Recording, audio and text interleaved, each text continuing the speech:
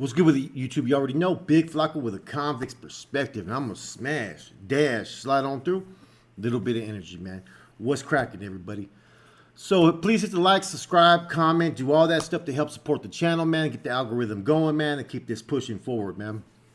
So I was thinking of a different topic for you guys to touch base upon. I'm thinking about the art of prison politics would be a key area to talk about because there's so much different areas you can touch base upon when it comes to prison politics. See, prison politics are basically the rules of conduct within a group and those who advocate, promote it, secure, and apply it. You know, a governing body, a direction, those who are placed in leadership positions or higher authority to make decisions on behalf of the people. And so within politics, though, there's different, segments of politics within prison. You have the politics that occur within other group factions, right? First, you can talk about the opposition, the foe. These are words we used to use on the main lines and stuff, so forth during my time. Enemies, oppositions, foe, adversaries, whatever you want to call it, man. And traditionally, back in the days during my time era, it would always be the MA, Sureños, NLR, AB, and whatnot. And see, at that time, within our political structure, any recognized and confirmed like AB or MA or whatnot, we weren't to walk the lines with them. It was a mandatory green light, or it was a mandatory when you got your numbers up to deal with the issue. And most of those that were of those particular groups, they were gonna allow us to establish any type of foothold. They already knew what time it was. But in any event, man, you start to have politics within other groups, and what it is you have to have PR skills, public relations skills, and how you can deal with people, And one of the things that was key in the art of politicking is your ability to do character analysis, psychoanalysis of those you feel deemed either leadership position within that group, or those that you feel you can, what's the right word, manipulate for your benefit or for the Raza's benefit. Such as if you had someone that was in a leadership role in a yard that was on heroin for the other group, that could always be exploited to your advantage. You know what I'm saying? If you had someone on that yard that previously some stuff about, maybe keeping them around may be in your best interest. You get what I'm saying? But in any event, it's always easier to have, it depends the environment. On the main line, it's a little bit more hostile, right? And what I mean by that is you could have someone that's in a leadership position that's always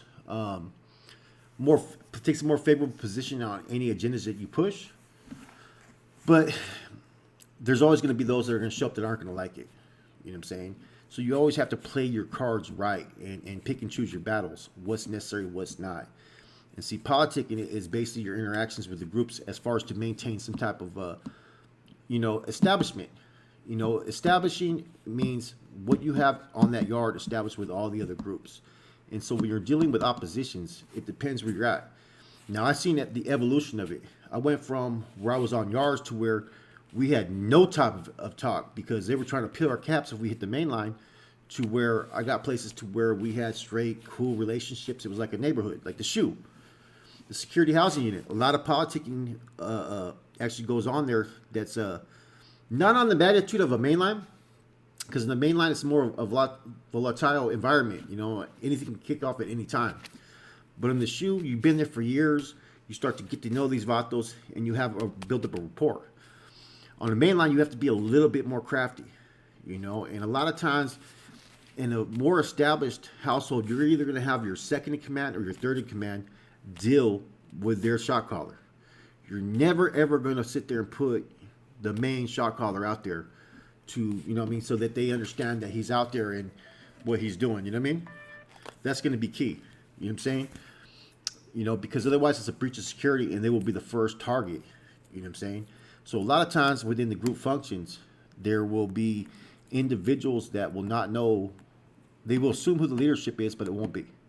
Some places the OAs used to just like to front themselves off. But it would always depend upon the magnitude of how severe the issue was. Like if it was a very serious issue, then probably the leadership's going to probably have to take a step up and maybe not identify himself, but maybe be there and present to make the decisions as a whole. And that's how it would go amongst dealing with other group segments. Like I would have, I remember we were in building 4, and we had like about maybe 6 homeboys, but we had an established arrangement, and the Sureños got really deep, and we had them in the middle of the building, right? And the reason why we had them is because we had tables on both sides, that therefore we could watch them. You know what I'm saying? We could be observant of what was going on. There wouldn't be no like things that we weren't be able to pay attention to. You know what I'm saying? And we used to, walk in the day room back and forth and observe everything. And I remember one of them, the dude that was in my building was a dude named Rick, and he was a shot caller for the Southsiders. Older dude, Tecato, you know what I'm saying? He was pretty cool though, and he approached me about wanting more tables. And even though their numbers got up, I had to deny it because it would have been a breach of our safety. You know what I'm saying? And it really could have kicked something off because I think there was only 47 Sureños on that yard, and 20 of them were in my building. I was the building security there, But I held my mug and I explained to them that, you know what, the numbers are always changing, and we have an agreement. Let's not change it. And they rode with it, Now there was other situations to where we got kicked off with the riot. Where we approached the woods and they didn't like it too much. We were politicking basically, telling them what time it was on the yard. It kicked off, So within oppositions, you never know where it could go. You never know what experiences they have. I was in Tracy, and I had a cool rapport with an NLR that was there. You know what I'm saying? And when something happened, I didn't tell them our business, but we dealt with it because we couldn't have anybody disrespecting any other group segments unwarranted because it's not our stilo. So that's how it is with oppositions, man. Like all this end all hostilities, that occurred, those were all due to politicking, communicating, networking within your people and then networking with the other groups. It's kind of like having a country like the United States will have its allies and so forth, right?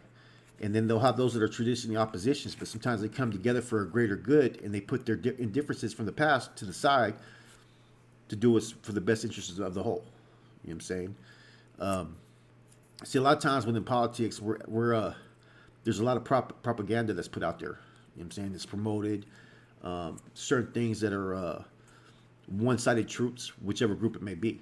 It's like from down south, you're probably taught when you get to the county jail and you're going to prison to hate the Norteños, but yet you never met a Norteño.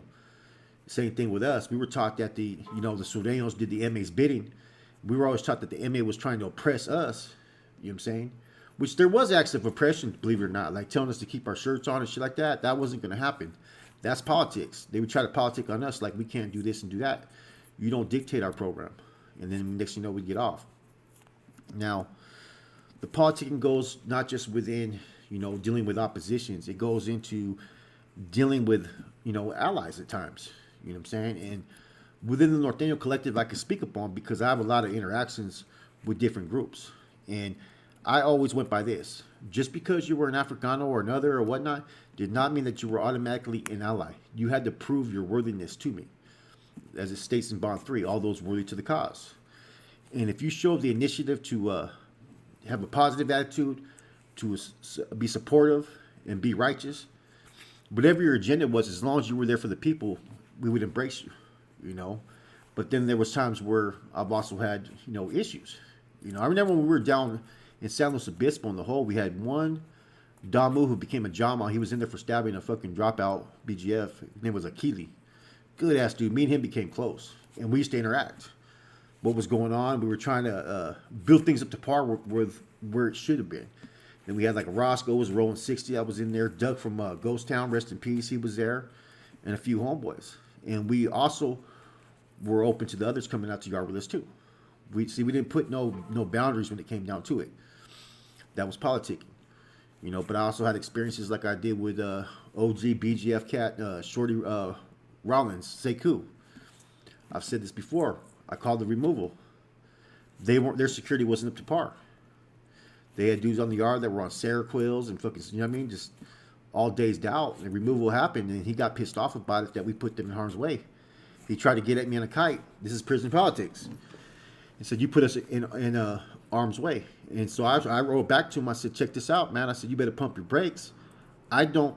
We don't even tell our own people when we do a removal. What makes you think I'm going to tell you? So you can go tell all your other dudes that are out there on Serco and they could breach our security. I go, it ain't going to happen. From there, it was a distance. It was a distance relationship. But that's prison politics, man. You stand your ground, and that's where things can kick off on the R2. It's about being diplomatic first and foremost. And what I mean by that is, if you can use your verbal skills to work out indifferences and come to a solution, you're politicking. You know, you're pushing that agenda for your people. See, a politician is basically a representative of the people they govern. And at that time, it'd be the Northerners and whatnot on these yards. And so you're always dealing with different issues. You find out who the reps are for this car, because there could be a bunch of cars. You could have the Muslim car, the LA Crip car, the Northern Crip car, Sacramento Blood car, down South Blood car, Kumi Cats, you know what I mean, Jamas. On top of that, you got fucking, maybe you have some different white factions, Sacramaniacs, P9. This is before a lot of them became targets, you know. And then you have the, the BISAs, the others, and whatnot. And you're trying to have good reports with as many people as you can. And so the way we used to try to do it is, if someone was in good with a particular individual from one of these groups, we would try to delegate them a little bit of responsibility or ask them to assist the household in pushing the agenda. See, that's all prison politics are people who are pushing the agenda for their people. Those that want to be a lot of times, like I said before, it's all about that ego. Ego will fuel a person's desires in what they're trying to achieve. And so in a prison environment, being a bro back in the days, or being a carnal, well, being a carnal still does, but not as much as it did back then. But being a bro also used to mean a lot, man. I mean, you were recognized. You were looked at, I'm saying, that you were clicked up, you were married, you were tipped, you got pulled. These are words that were used back then. The embracement process was a little bit different. They used to ask you, man, are you willing to take out one of your family members if you have to? Like if one of them told. You were asked questions like that. Are you willing to sacrifice for the people? So this, what it was, becoming a political figure. You know what I'm saying? And so you have to adapt to an environment. Even though you're part of a cause and movement, for your people, you're going to have to politic. You know what I'm saying? But the politics get even deeper than that. So I've touched base a little bit on the opposition, which could be cool at times and which could be bad. And see that when politicians don't see eye to eye on the yard, what ends up happening? War, guerra, it kicks off. And it could be the most simplest thing, like, like your homeboy came at us wrong. Okay, well, we'll take care of him on our own. Well, we didn't see what you did, so fuck it. We're taking care of him and you. I've seen that in Corcoran, where we put a green light on the Sureño in the shoe over his actions. And we also had a green light on a Jama when I was there in Corcoran. But the politics get even deeper, man. And I've been in some political strikes before, as far as I've had people at times try to campaign against me. And I was at a facility all by myself where I took over the reins, and I called a removal of someone that a lot of the dudes from the valley, were pretty close with. And then you had like Eso from Modesto and all these other cats. They tried to come up in there and shit. And I said, pump your fucking brakes, man. My schooling tells me what to do. I know what I'm supposed to do. You don't know me. I don't know you. But I know of you guys. You know what I'm saying? You guys' schooling is a lot better than that. Quit pushing your personal agenda. Quit pushing that personal recognition. If you can find anywhere I'm in violation of any bylaws here, then fucking go ahead and speak up. Otherwise, fucking sit put. And they sit put. You know what I'm saying? And everything went good from there. So sometimes you got to know, in order to be a politician in prison, you got to know your own rules within your people. You know what I'm saying? Like, how to file charges, how to run an investigation, how to submit reports, having the right type of channel processing. And if your schooling's good, you can adapt to all those situations. And see, a real, true soldado in that aspect that knows the proper indoctrinations of what he represents is never going to go off his personal beliefs or feelings. They're going to go in accordance to what the law says. Because if you go in accordance to the law as a politician, you're always going to come out on the right side of things. And see, that's where people start to fuck up, is they start to politic for their own best interest. You had homeboys, bros back in the 80s and 90s that would come in La Casa instead of fucking making money for the household. Next thing you know, they're fucking slamming the shit. You know what I'm saying? And everything's on the hush. Don't tell nobody. You know? You also have the politics where people will try to, you know, spin a narrative, present false information. And see, that's why I learned very early on to cover my ass. You know what I'm saying? That's why I never ever had any fucking types of, I was never really under investigation in prison at one time. And I ran several different facilities and held leadership roles. It's because I covered my ass.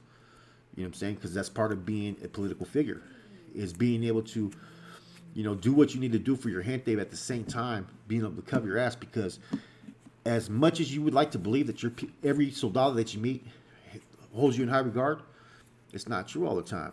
There's those that are going to gossip. I remember we were waiting to do the bonds. We were waiting for the revisions. And this came from Bubba told me. The Cardinal Bubba told me, hey, we're going to wait till, you know, we get the revisions because there's been some changes. So we're going to focus on some other education. I'm like, all right, that'll work. You know what I'm saying? Because when I got there was a couple of bros that just got pulled in Monterey County by like Sykes, and I think Sykes from Montoya, right? And so there were a couple more put in position. And I relieved people when I first got there. I relieved some people. Bubba had me fucking take over position, so I'd be under Bubba. I ended up taking over Bubba's position when he left.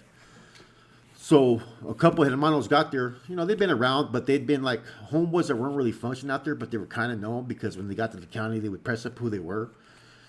And, you know, one of them was really like taking the initiative to do too much, I felt. Like he wanted to get on my good side and shit. And I was like, he's like, hey, you should have security out there in the yard. And this is yard 6 in San Quentin. You know what I'm saying? I'm holding the leadership position at that prison. And so I'm not worried about leadership. I can handle my own shit. You know what I'm saying? So next thing you know, the yard security wanted to put detail. I'm like, nah, man, this shit doesn't look right. You know what I'm saying? This is our backyard. But I made a comment about the bonds that, hey, we got to wait for the revisions to come because they were supposed to come. And so next thing you know, he gets up to the bay and he tried to sit there and fucking make an issue about what I had said. Tried to write a report and tried to cross it up. And fucking within 2 weeks, I already had word back to the bay and got that shit shut down. You know what I'm saying? But that's prison politics. People are going to harbor some type of animosity at times, and sometimes it's your own people that will politic against you. You know, as you can tell with the state fed thing, that's prison politics. That's politics. Those are people that are going to use the laws that govern the people or govern that organization, because those laws do not govern the people. Those laws are strictly for the organization. They're going to politic though. They're going to use certain articles. They're going to sit there and try to present it. And some of them are probably going to sit there and stick to it by a T, and some of them may try to misapply it. It happens. And that's sometimes the problem sometimes with some of the schooling with some individuals with the bonds at times is that their comprehension of them were off at times. You know, like bond number 5. I used to run into issues with individuals when they came stepping through, and they said, well, I'm not going to feel inferior. And I said, did you read your fucking bond? I said, what does it say? It says you will acknowledge and respect the authority in charge. I said, that's what it says right there. You're going to acknowledge and respect who the channel is here. It says you're not supposed to feel inferior to one who holds record position. I said, well, that's fucking telling you is just because you're not holding position and you have to answer to somebody, you're not supposed to feel less of a man. It doesn't mean that every fucking thing that you see here that you want to have a gripe because you don't like gives you the right to fucking create waves. Because if you're doing that, look at bond number 4. You're causing internal conflict. You're doing individualism. You're doing all that. That's fucking have these dudes fucking stuck. You know what I'm saying? Because you got to know your rights. You got to know the law. There's no like gray area when you're applying these things. You know, other political situations. You know, when the Jamas came out to the Yard 6, they were taken off about a year before because the kite went out, saying that we were going to rush the blacks on the Yard 6, and so we were already having issues. One of my RAs was communicating with a Kumi cat. He saw, well, I got a kite that says this and that. And the Kumi didn't want to give it up. I told the homeboy, I said, look, tell him like this. If you don't want to give it up, then don't even get at us no more. You know what I'm saying? There ain't nothing to be said. We'll talk to whoever goes to the yard. We can talk then. You know what I'm saying? And so finally he gave the kite up. And these fucking dudes on the first tier, they were all like the PCs, dropouts. And these were like the fucking worst of the worst fucking. These were the ones that were fucking talking out the fucking door, talking shit. Like, you know, like how some YouTubers do. They fucking woo-wop. Same fucking thing, right? And They fucking rode a kite talking about we were going to take off on the blacks. So they ended up coming to the yard. They put us out there first. And so we have our security post. And I remember the first Africana was G from Oakland. He was a little short little dude. He was like fucking looked lost. He looked like a kid, but he was BGF. And I was like, hey, who's your leadership here? And he goes, oh, he'll be out. I said, well, go post up over there. I said, we'll work this out when he gets out there. So finally it was I want to say it was knock 'em or knockout from Oakland. There's a knock 'em that's a Kumi cat, and there's a knockout that says Jama. But there he's a big old swole dude. And then I seen Boo Rogers, who I've known for a minute, and I seen JB, Johnny Benson.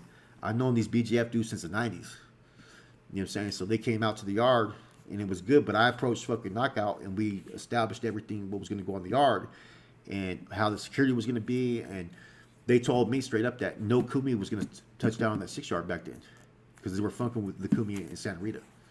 Prison politics. You know what I'm saying? You coordinate, you work out your indifferences, or you work out what you feel you can work out at that time. And sometimes you put some issues on the back burner for the greater good at times. Sometimes the politics can exist. Like I've mentioned this before. A dude named Tiny from West Oakland disrespected Nicoya from San Fran, and so fucking I ordered him to be removed. He was a Africano, a civilian. I said, we're not going to tell them we're going to do it. We're just going to do it because every time there was an issue between us, and say every time there was a civilian that did anything faulty, they would never deal with it the way we felt it needed to be dealt with. So I said, instead of asking them, we're just going to deal with it on our own. We'll make it be personal. So he got removed. And the reason why I had him removed was fucking Nicoya traded him a cigarette for the dude's peanut butter. The dude got his lunch and everything, and he came by. When he went to ICC to get kicked out, Nicoya hit him up, and he goes, hey, you got that peanut butter? He goes, no, I ain't got that for you. I was like, man. I was like, all right, you got to go then. Because I didn't want to, that may seem petty, but you can't let people get over on your gente. That's the whole key to it, man. And that's where politics come into play. You got to pick and choose when to set an example. You know what I'm saying? And, it gets very complicated at times. You always have to think. You have to think how you're going to present it. You may sometimes even get backlash and get into fucking battles on paper with people. You know what I'm saying? And the thing that was always good about our schooling is that our paper, like my paper skills, my writing skills were fucking top notch. That's one thing I used to take pride in, man, was my writing skills. My verbal skills were okay too. They were good. You know what I'm saying? Especially in schooling soldados. But in getting at people politically, nah, I was good at that shit. So it takes a lot of training, experience. You know what I'm saying? And you learn all the fucking, the things that you have to do and what you don't do. There's some people that come in with faulty intentions. They're all about me, me, me. There's other groups where you may see the leadership as faulty, but you look at ways to exploit it. If you can, you're always going to win. This is the art of politicking in prison. Prison politics, man. It gets cutthroat, man. And decisions too. Sometimes for the greater good of the gente, you got to sit there and think, okay, what decisions need to be made. You got to really sit there and evaluate, man. And the one thing that I always fell back on was, there's two things. There's some dudes that get in positions, they want to call removals, right? They want to have dudes hit. I was not one of those dudes, man. You know what I'm saying? I've called removals. I've had dudes hit. You know what I'm saying? I've called riots. I've declared war at prisons before. But I've also salvaged a lot of careers. One hand man, I probably should have had him hit. You know what I'm saying? Because he did not get clearance to us in the oil. And he had a dude that had already been cleared in a whole other county for having some type of charges. You know what I'm saying? Dude didn't cross-check it. He had the dude sliced. It wasn't that bad. It was like a fucking razor cut, but still, it was the principle he did it. I could have deemed him no good. But instead what I did was I stripped him of his status. Those are things you got to consider as far as when you're politicking. Is you want people to like you. You don't want people to think that you're a fucking asshole, that you're a fucking tyrant, that you're a dick. Don't get me wrong. There was times where I would tongue lash people, like harsh. I was really, really strict back then because those are the standards I held myself to. So if I'm going to hold myself to that and I'm seeing you fucking really falling off, I'm going to be on your ass. Like, everybody get quiet sometimes. I'm like, tear, man, while they walk by and shit. I'm observing everything. I'd give you a pass at times, right? but it'd have to be something that wasn't seen from people. Like, I remember when I had the DP fucking Danger and Lucifer from Watsonville, because they went and bought tobacco when I told everybody they couldn't do it when they went to ICC no more. They did it anyways. So I put them on restriction from tobacco for a month and made them do a whole bunch of jumping jacks. You know, that's prison politics. You want your gente to respect you. You know what I'm saying? Because the minute they get out of line, that's when the whole household that you have established falls apart, man. Anyways, hope you guys enjoyed this. A little something different, man. You know, I could think of about 1,000 different issues, man, when it comes to prison politics, man. Like dealing with other races, oppositions, it occurs. You know, diffusing issues too, from going to war. You know, I've been a part of those where it almost kicked off over some shit. You know what I mean? And we had to diffuse it.